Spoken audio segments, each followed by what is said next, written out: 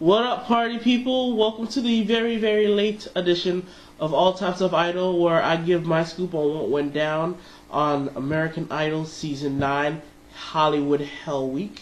Sorry that I couldn't be online. There's been issues with me trying to connect online, and ultimately I had to get a new device in order to connect online. So now that I have it, I'm able to upload videos again. Hallelujah! But do not worry, because I still kept track on American Idol. And I gotta say, I'm really liking Ellen as a judge, because you know what? She's funny, she's witty, but then she's very serious and real when she needs to be, without being mean like Simon could be. So for the first day in Hollywood, you can sing any song you want from the Hollywood list. And basically you can sing a cappella, or you can sing with an instrument if you choose to do so. And I think a lot of contestants this year were smart enough to play the instrument, because I've seen every single one that they featured tonight play guitar. But the first audition shown was Katie Stevens, and she didn't have a guitar. She uses what she uses best, and that's her voice. She sang For Once in My Life. Katie Stevens really emerged tonight, because I thought her voice was good, but it was like, I've seen it before. But one thing she does have is great stage presence. And her voice is so natural, and yet at the same time so strong for a 16-year-old. I think that she did a good job, and it was a great way to start Hollywood. Next up singing was Ski-Bo-Ski. Yeah. Anyway, Ski-Bo-Ski comes on the stage with his charm and swagger. You know, he had to come and woo the ladies. Too bad I ain't gonna work on Ellen, because she don't fall that way, unfortunately. But Ski-Bo-Ski tried. It just ended up scaring Ellen, and to be honest, his vocals were scary. When he sang Ain't Too Proud to Beg, I swear he could not find the right pitch for that song for his voice. So it was awful, and as a result, he got eliminated the first day. And you know what? I don't blame him, but it's going to be hard not saying Ski-Bo-Ski. For one last time, Ski-Bo-Ski. Next up was Andrew Garcia, who had to remind us that Paula is off the show by singing Straight Up. Thank you very much, Andrew. I was doing fine coping without Paula, and you just had to remind me of her. Good job. But I'm going to forgive you, only because you did that song proud, and I really prefer this version over Paula's version. Because, guess what? The vocals get shown more. I didn't think that he was going to show enough vocals with the song, but you know what? He really did a good job. I love the arrangement of it. It was slowed down, but it still had that little swag about it, that little Because if he got rid of the ohs, it would have been an oh from me. Next up was one of my early favorites, Vanessa Wolf. She sang Blind Melon's No Rain, and she was like very sharp, and definitely the wrong song for her voice, and I think she blew it.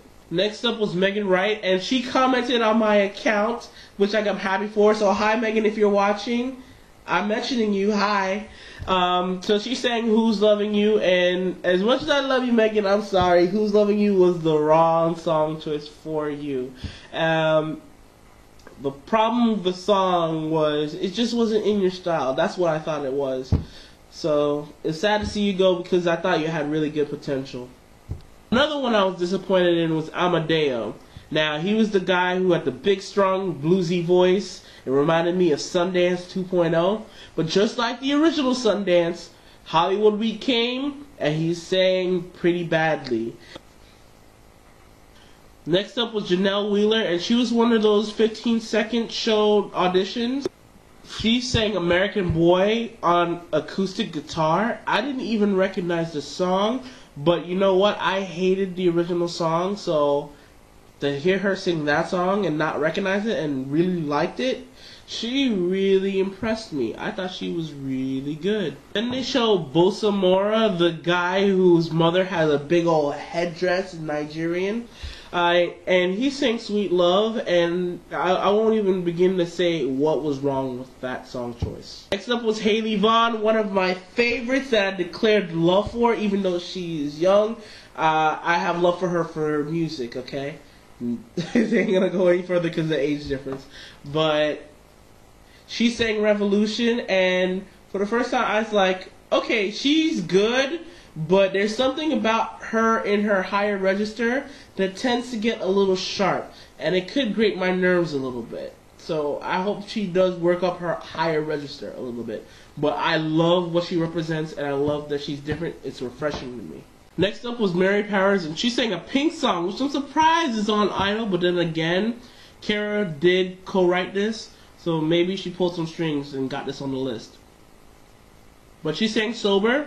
I feel like she sounded a little bit too much like Pink, just like she sounded a little bit too much like Pat Benatar. So, day 2 starts, and the other half have to sing and survive to go on to the next round. First up was Jay Stone, who was our rival beatboxer to Mr. Blake Lewis. And Jay, you're in a singing competition.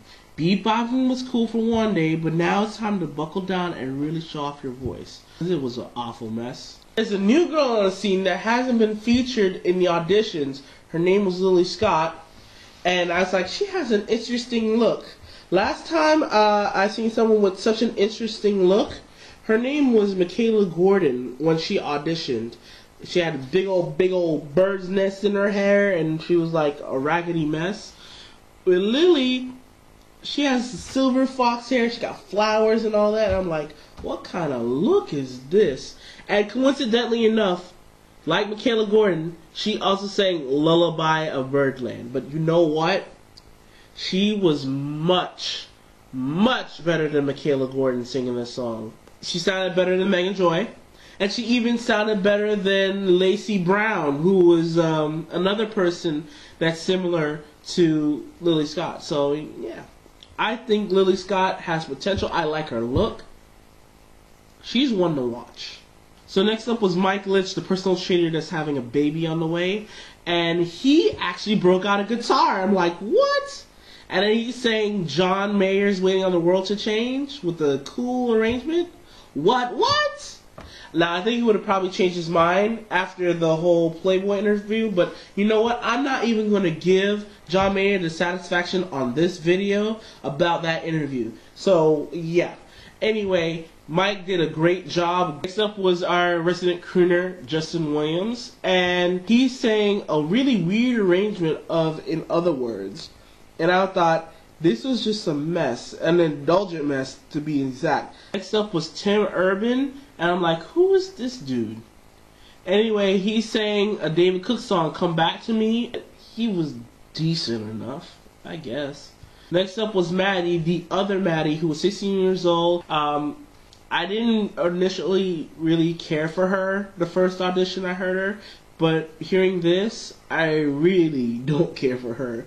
She was bad, and I don't know what kind of boring song choice she chose to sing, but it put me to sleep nearly. Another guy who I really did not care for, pissed me off, Casey James. And you know what? He brought out his guitar, and I'm like, wait a minute, he's actually singing good? Alright, this song is very catchy. I'm like, okay, he maybe does have a personality. Well, good job on you, Casey, because you know what? I don't nearly hate you as much as I do.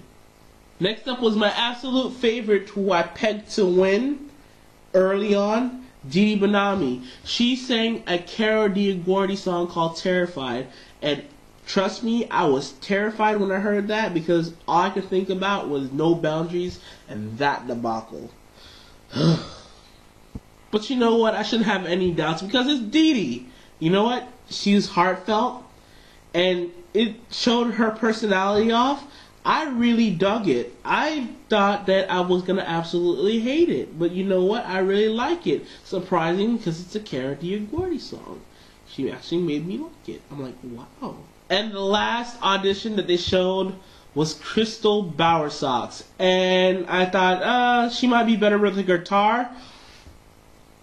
Was I right or what? When she strapped on that guitar and wailed, You Make Me Feel, I got chills from the strong emotion behind her voice. I got chills. She was good. Very good. The only thing I ask is if she's gonna wail and she's gonna be on TV, kind of clean up her mouth a little bit. Get like a toothbrush and this kind of scrub, or those Crest white strips or something like that. But I basically like her now just because she played the guitar. She should always have her guitar because she's always better with the guitar. I told you that. So that is it for the second day of round 1 Hollywood Week. The competition got narrowed down, and now they must buckle down and work together in groups. And my video is going to be after the jump. So if you want to see that video of what I thought about the group round, just simply look down there. I'm going to have it as an attachment. Click on that and you'll see my group round, or what I thought. So until next time, guys, love, peace, chicken grease.